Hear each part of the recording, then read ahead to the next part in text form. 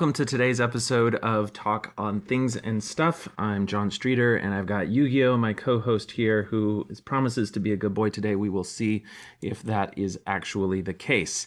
So today, we are going to talk about a challenge that happened a few years ago, where the question came up. You know, the church has asserted on numerous occasions, most directly and simply in a primary manual, that the people who wrote the Nauvoo Expositor filled it with a bunch of vicious lies. And, you know, the Nauvoo Expositor, if you're not familiar with Mormon church history, is a newspaper that was printed in the city of Nauvoo, the city that Joseph Smith, founder of the Mormon church, kind of created and was the mayor, the general, the president, the, owner of the newspaper, the registrar of deeds, a whole bunch of different titles. The newspaper was published exposing things that he was doing in secret, whether they were religious teachings such as polygamy or being crowned king of the world. But if you read the text of the Nauvoo Expositor, the one episode that was published, it also referred to financial dealings and financial mishandling. And that was the subject of the kind of, let's see if it really is a lie challenge. So that is what we're going to cover today. It is an article on the Thoughts on Things and Stuff website. I will paste a link to it in the comments so that you can read along and check out the sources if you would like. Yu-Gi-Oh, are you going to be good today? Or you're thirsty for the cuddles? You're a thirsty pooch. You just got to calm down, Yugs, okay? All right, so let's dive right into that. Again, if there are any audio issues or any technical stuff, just let me know in the comments, and hopefully I'll pick up on it sooner rather than later. So let's take a look at defending the expositor. Was Joseph Smith a land speculator? That is the question that we are going to approach today. Okay, so let's see here. I may actually do better by, let me just change the aspect ratio here so we get something a little better. Yu-Gi-Oh, you are a problem pooch. What is going on, dude? Okay, so that is no good. Let's make it, there we go. I think that's a little bit better. All right. So, hey, Yugs, come on, chill. All right, so this was originally published March 27th in 2014, and let's dive into it. So last week, I issued a challenge for people to find something in the Nauvoo Expositor which is a blatant lie about Joseph Smith. Doing so would support the claims made in an LDS primary manual that the expositor told many vicious lies about Joseph. Now, there have been several submissions of potential lies, several of which have been defended as actually being true. And you can check back on that post to read about those. We've covered a few of them in the past here on the blog and video channel. There are still a few left for me to research, but one post in particular took a great deal of research to investigate and turned up enough interesting tidbits that it was worth being its own separate post. I believe that I've defended the expositor adequately to show that the claim made was not a lie, but revealed some truth about how Joseph was handling finances in the church and how he held powerful control over the sale and purchase of land in the Nauvoo region, where he had instructed the saints to gather. There's some grammatical issues in this article, but that's because I didn't get it proofread. All right, the claim. Now, this is from a contributor who went by the name Michael. He says, from Resolution 10, Michael doesn't quote a specific part of the expositor, but he makes several statements, and you can read the comment. Now, let's take a look at what Resolution 10 was from the expositor. Maybe that link still works. We'll take a look. No, the link does not work because that is so. I'm just going to copy the link address, and I'm going to go to archive.org and go to the Wayback Machine because it is a dead link. But if I enter that in the Wayback Machine,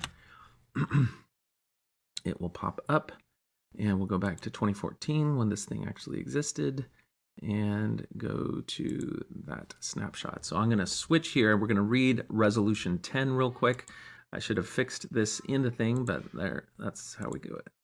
So we'll go to share screen, and we will share the Chrome tab, and we will share the Nauvoo Expositor transcription from the website Mormon Bookshelf that I created and then lost a long time ago. Okay, so let's go and look at the 10th resolution on the website. Okay, Resolve 10th. Notwithstanding our extensive acquaintance with the financial affairs of the Church, we do not know of any property which in reality belongs to the Church except the temple, and we therefore consider the injunction laid upon the saints, compelling them to purchase property of the trustee in trust for the Church, is a deception practiced upon them, and that we look upon the sending of special agents abroad to collect funds for the temple and other purposes as a humbug practiced upon the saints by Joseph and others to aggrandize themselves, as we do not believe that the monies applied as the donors expected, but have been used for speculative purposes by Joseph to gull the saints the better on their arrival at Nauvoo, by buying lands in the vicinity and selling again to them at tenfold advance.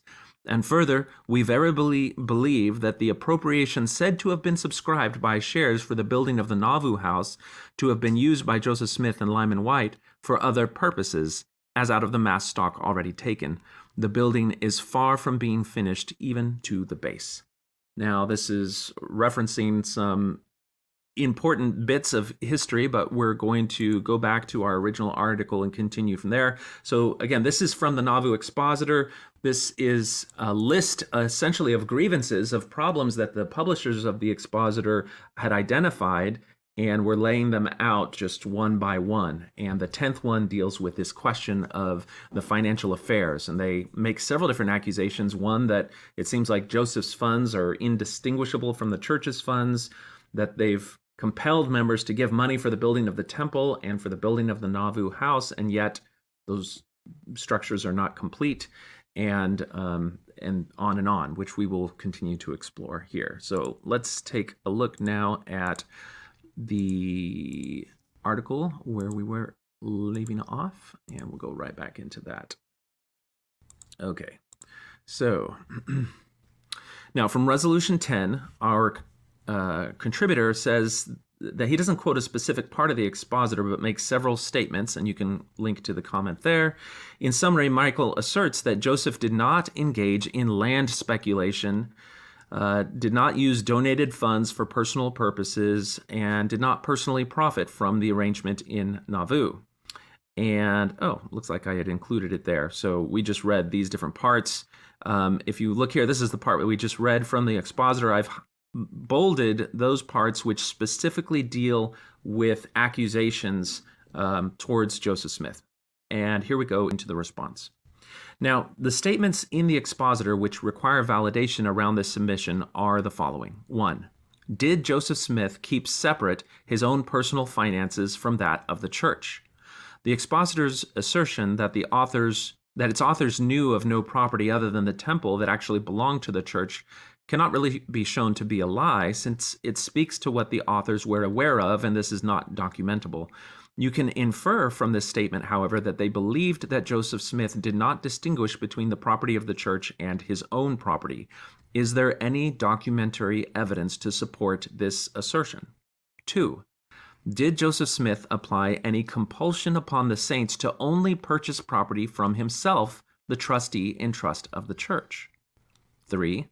The Expositor states that its view of the alleged misappropriation of funds donated for the purpose of the temple and other things into land speculation is based on beliefs supported by circumstantial evidence, the incomplete state of the temple construction, rather than direct evidence. As such, it cannot be proven to be a lie. There are aspects of its statement that are presented as fact, however, and these can be investigated for any documentary evidence. Specifically, was land purchased around Nauvoo and then sold at a tenfold advance?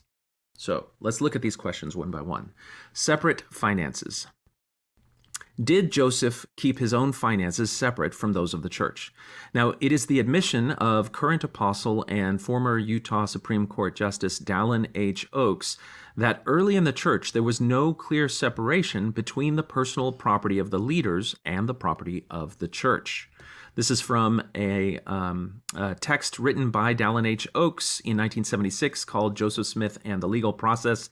You can get a link to that original document on the website. Quote, during the first 2 years of the Mormon settlement in Nauvoo, the financial activities of the church and the personal financial affairs of Joseph Smith were indistinguishable. Now, Oakes goes on to detail how the church consolidated those who would accept monies or property for the church into the office of trustee in trust, the office of which Joseph Smith was the initial holder. This is reflected in the accounts recorded in the history of the church. Saturday, 30th of January, 1841. At a special conference of the Church of Jesus Christ of Latter-day Saints held at Nauvoo, pursuant to public notice, I was unanimously elected the sole trustee in trust for the Church of Jesus Christ of Latter-day Saints. That's from History of the Church, Volume 4, page 286. And then, 31 August 1841, voted unanimously that we advise the trustee in trust to gather up all deeds, bonds, and properties belonging to the church, and which are now held either by committees or individuals, and take the same in his own name as trustee in trust for the Church of Jesus Christ of Latter-day Saints, as soon as such arrangements can be made consistently with his various and multiplied cares and businesses, and that we individually and collectively will use all diligence to render him every assistance possible to accomplish this desirable object. History of the Church 4, page 413. Now, there were rumors that Joseph Smith was enriching himself on the spoils of the church.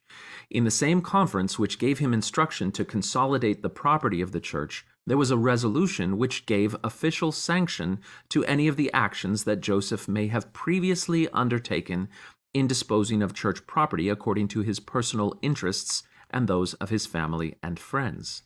Quote, resolved unanimously that we deeply feel for our beloved President Joseph Smith and his father's family, on account of the great losses they have sustained in property by the unparalleled persecutions in Missouri, as well as the other many persecutions they have sustained since the rise of the church, which has brought them to their present destitute situation.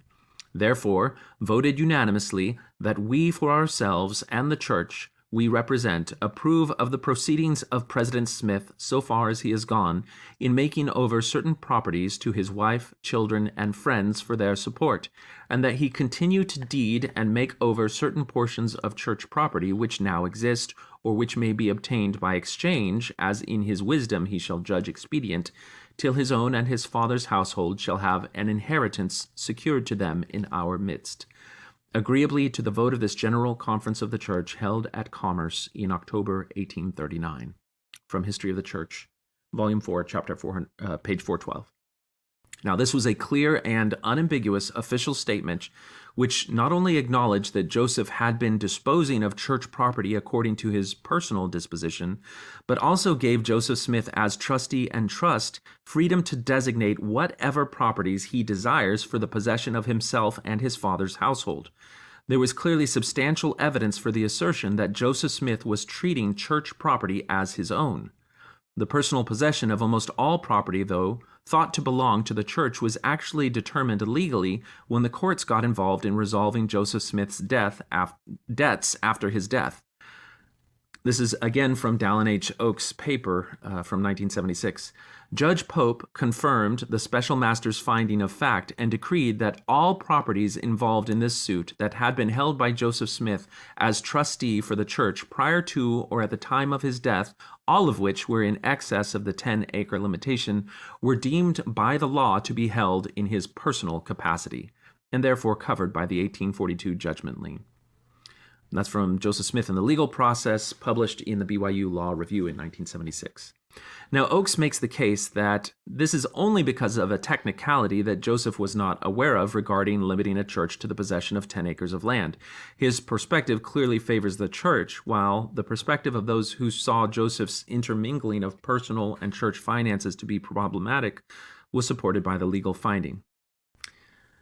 Exclusive seller. Did Joseph say that saints should only purchase property from himself?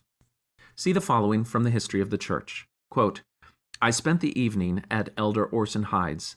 In the course of the conversation, I remarked that those brethren who came here, having money, and purchased without the church and without counsel, must be cut off. This, with other observations, aroused the feelings of Brother Dixon from Salem, Massachusetts, who was present, and he appeared in great wrath. From History of the Church, Volume 5, page 272. Now, this is in conjunction with the following from an advertisement put out in the Nauvoo Neighbor by William Clayton, one of Joseph's representatives. You can see an image of the scan of that original article. It's hard to read, so I've got the transcript here.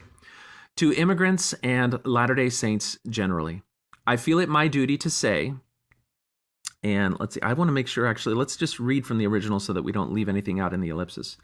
I feel it my duty to say to the brethren generally, and especially to those who are emigrating to this place, that there is in the hands of the trustee in trust a large quantity of lands, both in the city and adjoining township in this county, which is for sale, some of which belongs to the church and is designated for the benefit of the poor, and also to liquidate debts owing by the church, for which the trustee in trust is responsible. Some also is land which has been consecrated for the building of the temple, and some for the Nauvoo house.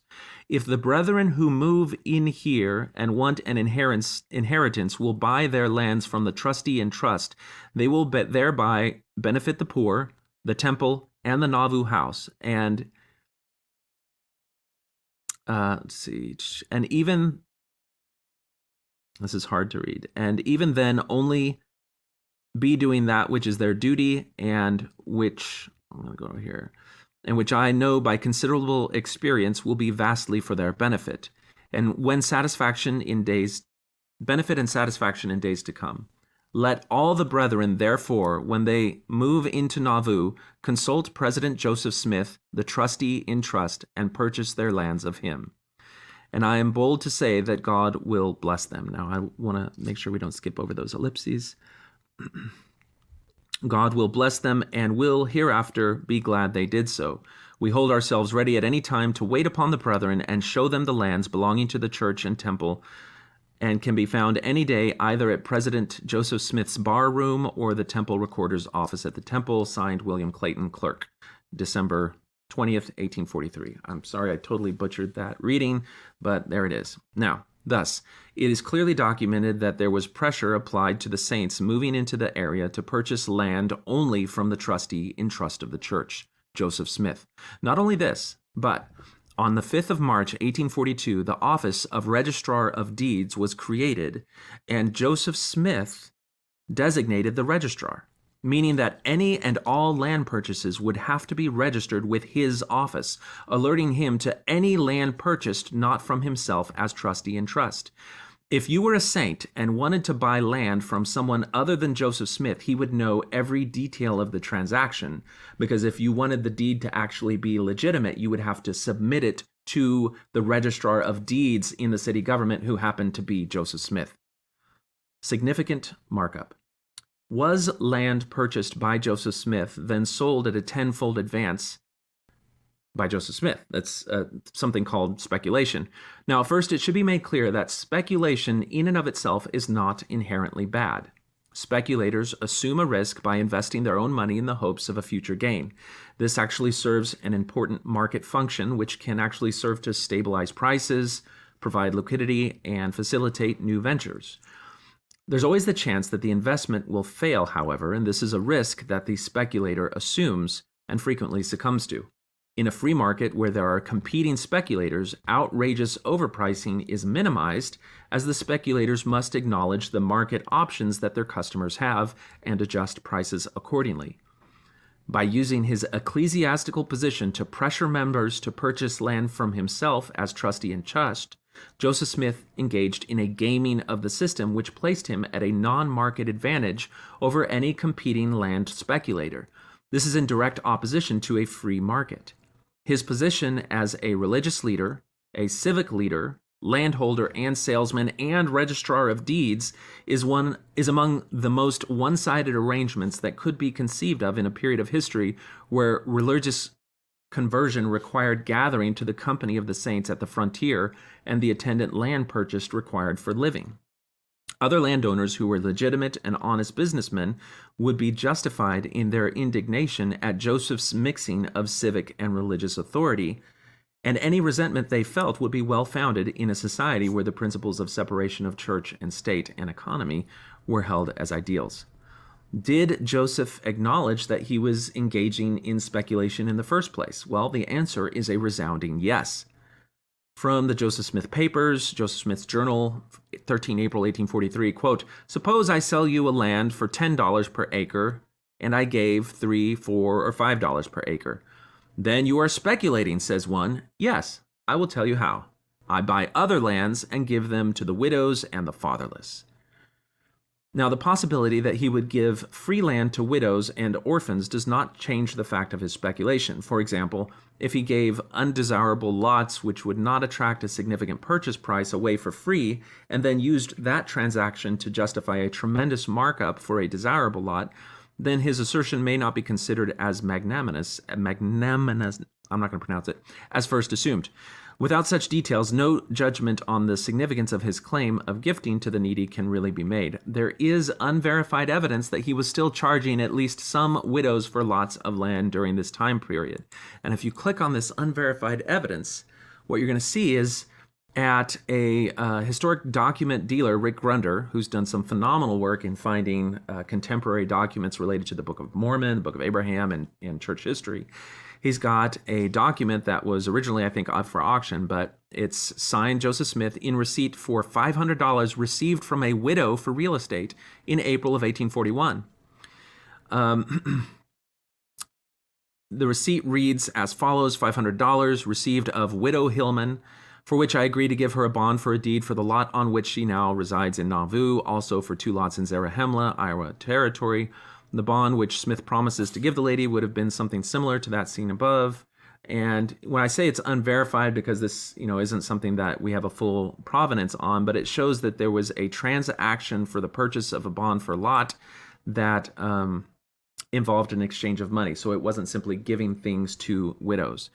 There's something that I was tipped off on in writing this article that I haven't been able to go back and do it justice on, but if you look at the women that Joseph Smith married secretly and polygamously, and then you cross-reference that with deeds given to women, there's at least 1 or 2 cases where after they are polygamously married or around the time they're polygamously married, a transaction is given where a woman now owns an acreage of land or a plot of land on one of the acres adjacent to Joseph Smith's home. And it was a little bit unusual for a young 20-ish-year-old woman to own land at the time. And so the question comes is this Joseph Smith setting up his secret, illegal, plural wives in a homestead type environment around his primary residence? And that's kind of an area that is ripe for people to do some more research on.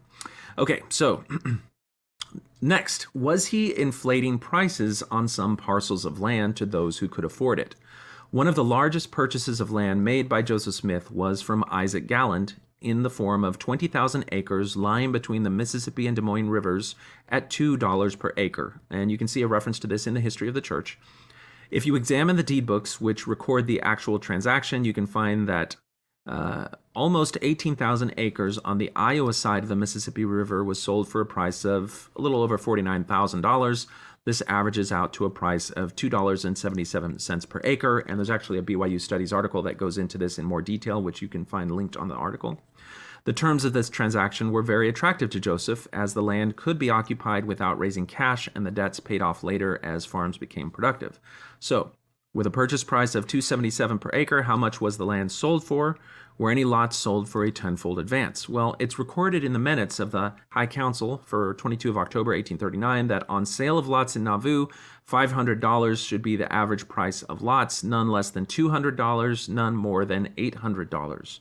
That's from History of the Church 4. Now, at this rate, the markup would be between 72 and 288 increase for those lots. There's a problem with this estimation, though. The land on the Iowa side of the river was not considered Nauvoo proper, although it had been termed Nauvoo West. If we want to use the prices set by the High Council, we have to compare it to the purchase price of the land in Nauvoo itself on the Illinois side of the river. The first land purchase in what was then called Commerce, Illinois, was a 135-acre farm from Hugh White, purchased for $5,000. This land included the log cabin that Joseph moved his family into at the south end of the peninsula and was part of the land considered Nauvoo proper. Those acres of land purchased for the stated amount comes to approximately $37 per acre. Now, assuming the lots were 1 acre each, and there's several references that validate that, then this would make the markup for land prescribed by the High Council to be between 5-fold and 21-fold increase, well above the 10-fold increase referred to in the Nauvoo Expositor.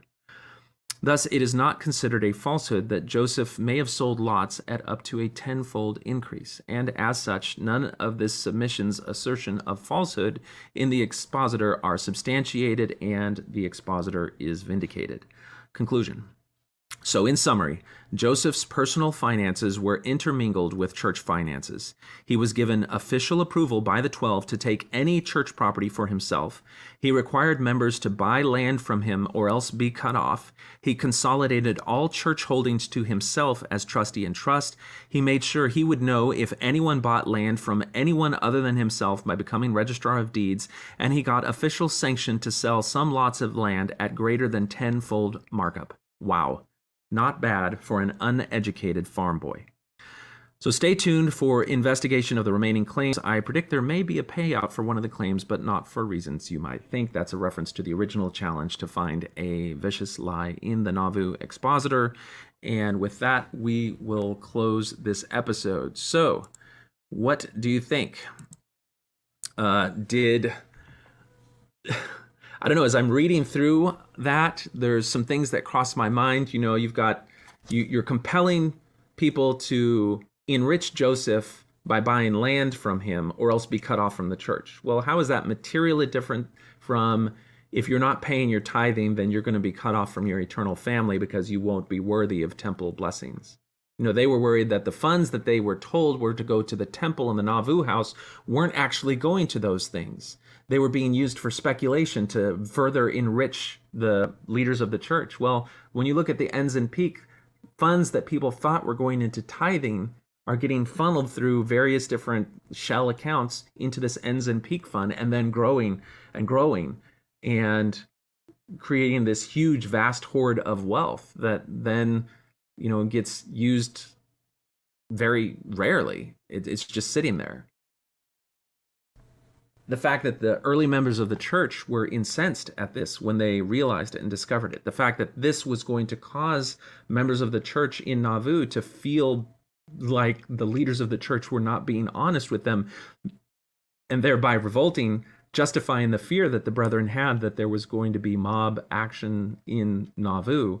You know, all these things speak to real concerns that people would have had then, and people continue to have now when they discover the financial dealings of the church. So let's take a look and see what comments we have. If you would like to call in and give some of your perspective, you can dial 210-422-2222. I think I'm set up to take them calls. Hopefully it won't be too much. Yu-Gi-Oh! What in the world? Okay, that's it. You're here. You're my pooch. You're my desk pooch, Yugs. Okay, so if you would like to call, again, the number is 210-422-2222. I have to turn on the audio for this. Hold up. Loop back audio on. Let me just test and make sure it's working. Test.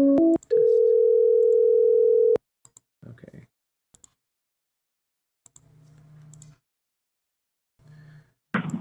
Hello, you are on Talk on Things and Stuff. Can you hear me? Yeah, can you hear me? Okay, hold up. I can't hear you. I'm having audio problems again. That's inevitable. Give me just a sec here. All right, if I turn this and turn it on. Okay, say something. Hey, it's FW. Still not hearing it. Your old donut friend. Disconnect my Bluetooth. And then reconnect it.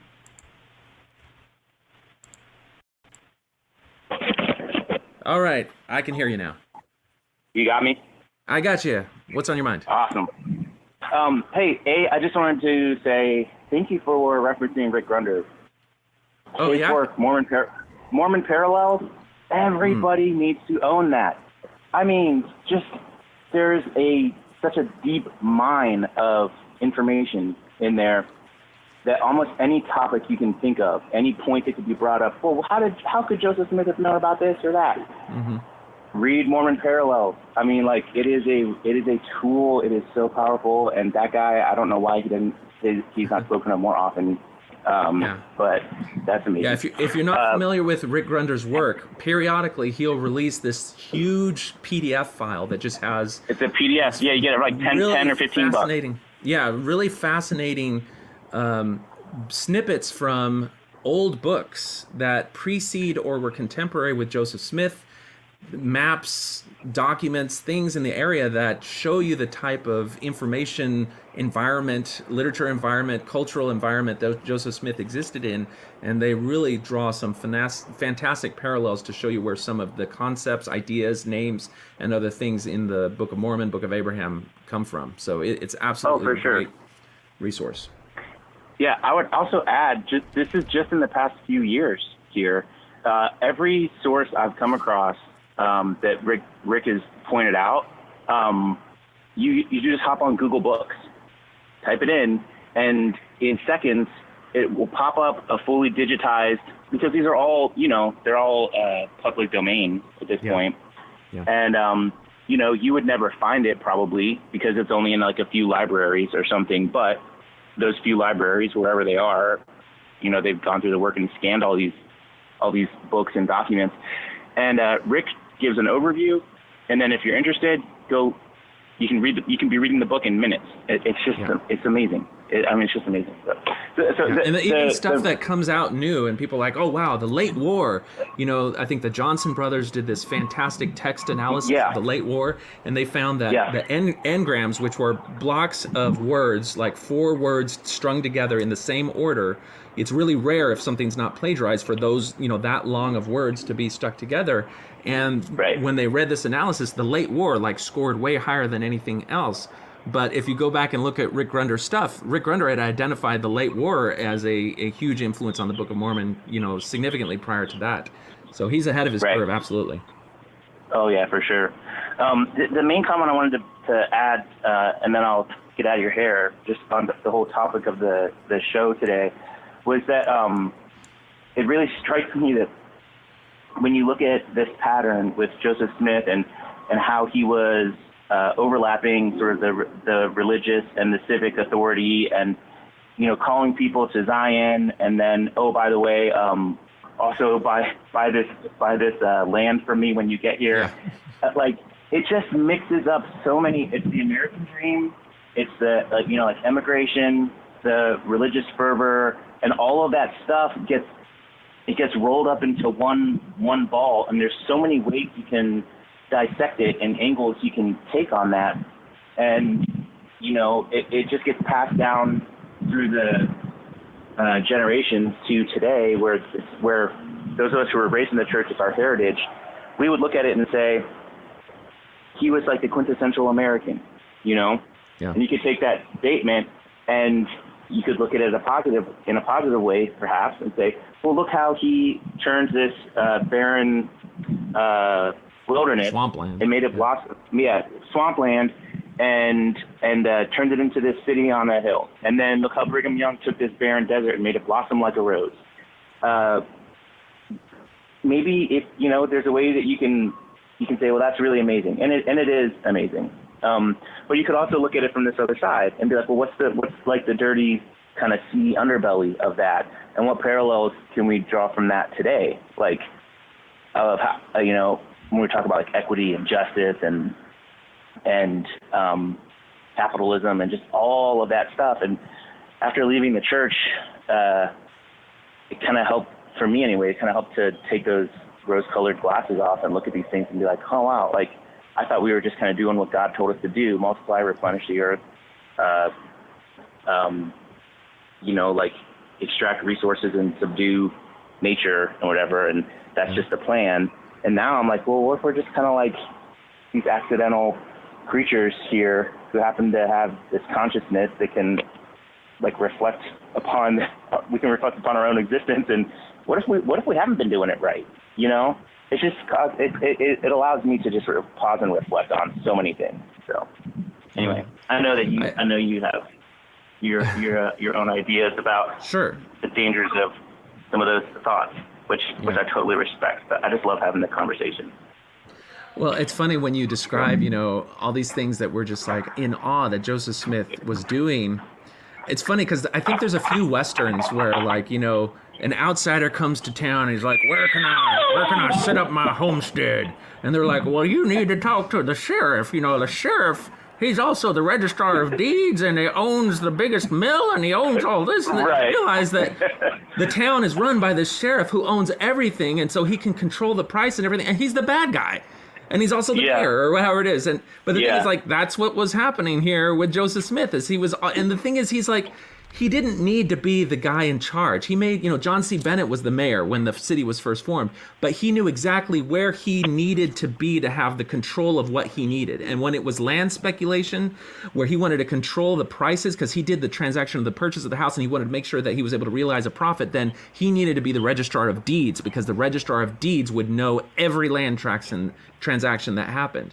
And I think when the city was first formed, he was like the treasurer, not the mayor, but the treasurer. And it's just like the guy was smart. He was no hillbilly bumpkin. And, but, he is essentially what is organized crime at that time. It's just organized crime with a religious, pious veneer so that it's immune from criticism. Yeah. Anyway, that's how I see it. I had this conversation with some friends recently, and I know I picked up this idea from someone else. I can't remember who exactly it was. It could have been you. It could have been John Dehlin. It could have been it was somebody, but it was the idea that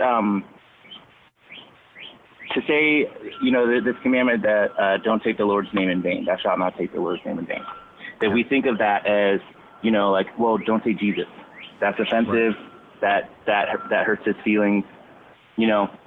But couldn't it also mean don't say that you're speaking for God?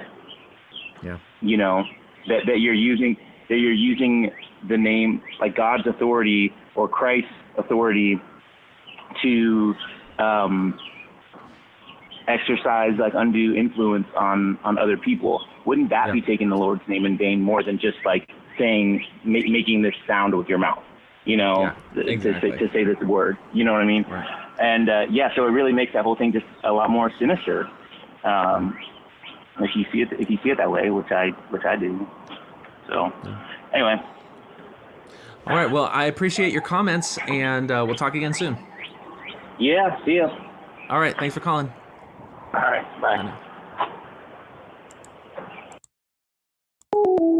All right. If you want to share some of your thoughts about our subject today, which is Joseph's financial dealings in the early church in Nauvoo and his actions as a land speculator, which was part of the criticisms of the Nauvoo Expositor.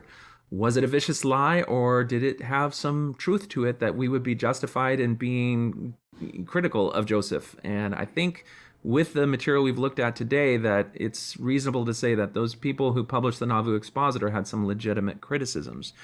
But let's see. All right, so we have a comment like today: the church picks up massive land areas that they deem have growing potential, then build a temple, hotel, malls, subdivision, schools, healthcare, usually sucking resources from the existing community.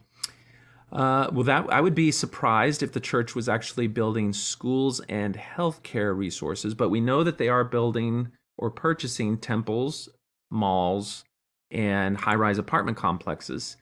But the church, as the caller referenced, roots itself very much as being a Western capitalist type church. And I, for one, don't see any problem with capitalism. I think capitalism is a system that has facilitated the greatest degree of growth and innovation, and has raised more people out of poverty levels than any other system in the history of mankind. The problem is, just like when you look at what Joseph Smith was doing, where he used religious coercion and his positions in the government to make sure that he had an advantage over anyone else that was trying to sell, that is not capitalism. That is cronyism. And he was basically using his position in these seats of authority to enrich himself. And so that is not free market. It is not capitalism. It is cronyism. And that is essentially what's happening there. And by the same token, if the church was transparent, if the church laid out, these are all of our expenses, this is all of our income every year. To the extent that people would modify their tithing paying behaviors in the presence of all that knowledge, whereas now they just pay blindly and they say, we know the brethren are doing it. Well, to the extent that they are getting more donations now than they would if they were transparent, those additional donations are the result of their deception through not being transparent. And so people think they're giving money for a particular purpose and they don't realize it's not actually going to that purpose. Okay, so LDS Discussions, fantastic website if you get a chance to go there. My favorite part is when Joseph says he's not supposed to give Emma any lots of land, and they gave her a bunch of land after she rejected D&C 132. That is a peek into what should be a future episode, because the transfer of just a tremendous amount of land into Emma's name in the later years of Joseph Smith's ministry is a very unique chapter and deserves some dedicated examination. So I don't know if LDS Discussions has written anything about that on their website, but that's a chapter that does need to be explored. Okay. Let's see here. Okay, we've got one commenter saying, oh yeah, because Joseph Smith was so rich. Well, it's one of those things where when you go and try to examine how wealthy the church leaders were, whether it was Joseph, whether it was Brigham Young, you have to contextualize it for the time. You have to look at the circumstances that they're in relative to the people in their immediate community. And that's where when you look at the cases trying to deal with Joseph Smith's debt, Joseph Smith's resources, and that's tied into what Emma Smith held rather than Joseph Smith, then you can just make the determination for yourself whether what he did enriched him or made him wealthy. Certainly, Brigham Young was the wealthiest man in Utah, I think, by the time he died and his probate estate was gone through. So these things are not that shocking when you consider how history went. You know, these people use their position to enrich themselves, and it works. Particularly because you're appealing to the most pious and religious sentiments of people who genuinely want to please God, genuinely want to be good people, and are willing to sacrifice, give of themselves things so that they can fulfill what they see as their religious duty as told to them by these men who are profiting from it. There's, I think it's D&C 124, where you can hear the first person voice of God command various people in the church to give money to Joseph for the building up of the Nauvoo house. And in some cases, this is tied to forgiveness of sins. And so it's understandable if the people who were commanded by the very voice of God as recorded in their scripture to give money for the building up of the Nauvoo house are like, well, they haven't even done the foundation yet. Why did I give all that money? These are legitimate questions. And so it's reasonable that they be asked. And of course, they point to uncomfortable realities that Joseph Smith and his people in his inner circle who were in power in the community did not want people thinking about or doing. So you got to get rid of the newspaper that is publishing these things, which is what happened with the Nauvoo Expositor. Ooh, I found the spot. Did I find the spot, Hughes? I got it. Okay. Hello, you are on Talk on Things and Stuff. What's on your mind? Hey, good day, John Streeter. How are you? Hey, it's Gimpy Geezer. I'm doing all right. How are you? Oh, pretty good. Hey, this episode is bringing memories to my mind. I would like to share a few with you that I find interesting. Do. Okay, I was a seminary teacher for 3 years, but not Utah seminary teacher. You don't get paid or anything. You just pay with your time and your life. And but I taught the church history 1 year as a church history in D&C. And but they have a lot of very well done videos that portray church history, and I'm thinking of two of them. One actually has to do with kind of like the land speculation problem, and it was what it was. See, but I'm sharing this because of the way the church slanted it. They actually dramatized it, and so where they would get a property for just exactly like you just described Joseph doing, but it wasn't Joseph. No, Joseph had nothing to do with these shenanigans. shenanigans. But anyway, some of the early leaders, they took advantage of the people. They bought low, and they tried to sell high, and they dramatized that, and they kind of dramatized how wrong it was, and everything.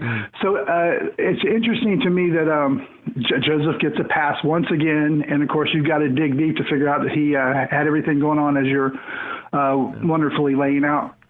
And the other one, this one actually kind of haunts me a little. I can't think of his first name, but Joseph called him Father Tanner, the Tanner family. Can't think of his first name, but anyway, they joined the church and they just gave so much money all the time, always helping the church out. Well, they finally gave pretty much almost everything, and they wound up poor and destitute. And I think they traveled from Kirtland to wherever, Nauvoo or whatever. Yeah, to Nauvoo. That's right, because it was dramatized in Nauvoo.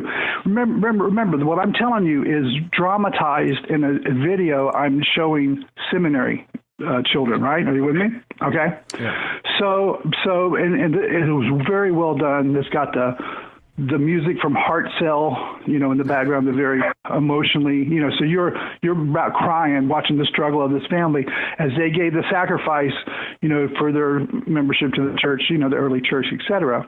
Well, and it shows them actually traveling forlorn, and some people would come out of their humble homes and they would shake their head and they wouldn't help them because they were Mormon or whatever. Anyway, so they're in Nauvoo and it's dramatized now. Here comes the dashing Joseph Smith. He's dressed very well. He's the dandy of Nauvoo, looking good. And of course, they're keeping it very wholesome.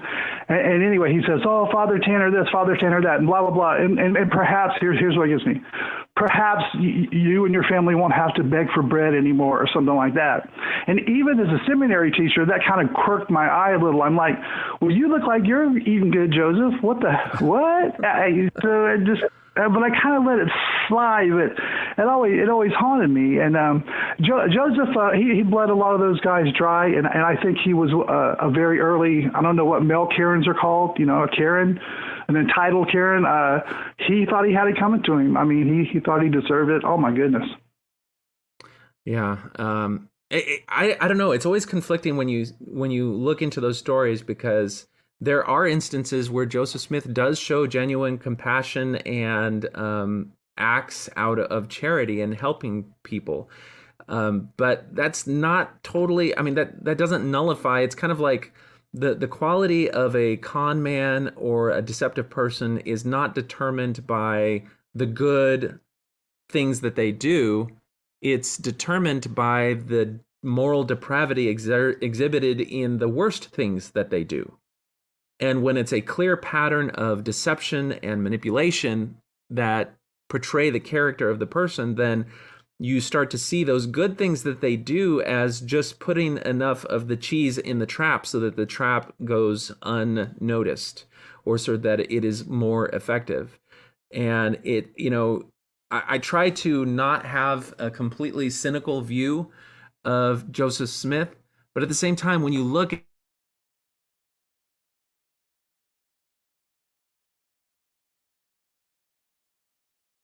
most depraved things, then you have a harder time giving as much validity to the good things that they do. Now, I think our call dropped, so we did not get to finish that conversation with Gimpy Geezer. I'm sorry about that. That was a network issue, but there we go. All right, so let's see here. Tantan Bowman says, I always wondered why schools and churches were next to each other other than the obvious indoctrination. Where can I read more about that? That's reference to a prior comment where one of the viewers, Heidi, is pointing out that the church goes in and puts seminary buildings next to public schools, specifically so that students can go during an off period and take seminary classes during the day.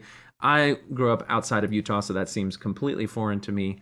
I, like Gimpy Geezer, had to do the early morning seminary where volunteers who were not paid gave a significant amount of time and sleep to the religious education of high schooler students. But that was just part of the culture, and you enjoyed seeing your friends in the morning and all the scripture chase and all the fun stuff, and we would play basketball before the school, so it was actually a lot of fun. Made for a lot of stinky, sweaty Mormon young men in high school, though. Or it was probably just me, but... Okay, so let's see here. Okay, I think that's all the comments there. So if there is no further phone calls, we can go ahead and wrap things up today. The next episode will probably be taking a look at a leaked manual for mission presidents and what that tells us about tithing. But in order to get there, there's a few issues on tithing that we have to cover first, and that is probably where we will go in the future. So without any further phone calls, we will go ahead and close it down. And until next time, this has been Talk on Things and Stuff. If I can get the right video. Take care.